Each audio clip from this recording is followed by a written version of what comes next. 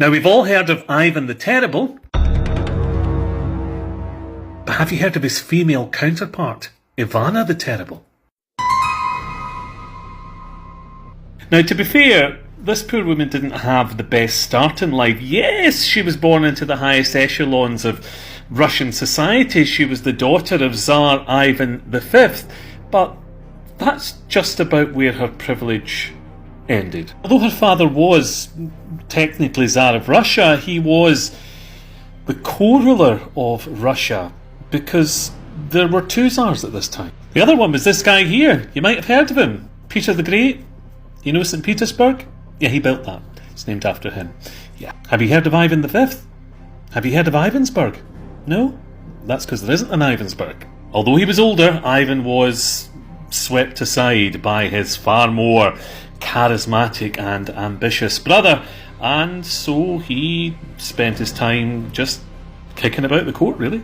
And although he wasn't a successful Tsar, I'd love to be able to tell you he was nevertheless a very successful father.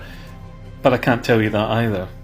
And her mother wasn't much better, and so therefore young Anna Ivanovna, as was her name, grew up without really much maternal or paternal interest in her at all. She also wasn't the most blessed in, shall we say, the looks department. In fact, quite cruelly, people refer to her as resembling a ham.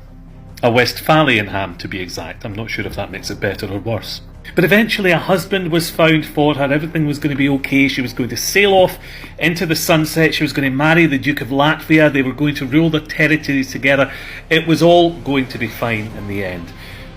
Except it wasn't. Not long after marrying her Duke, he passed away, leaving her to effectively rule a foreign land that she didn't know that much about on her own, and she became incredibly bitter and angry.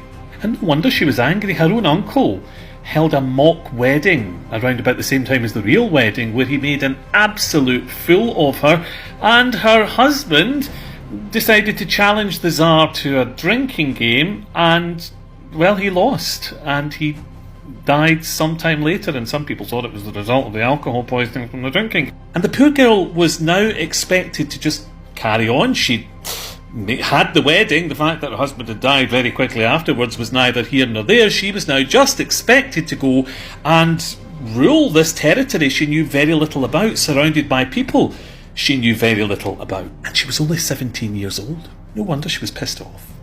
Apparently she wrote over 300 letters to her family back home, begging them to find her a husband, but nobody seemed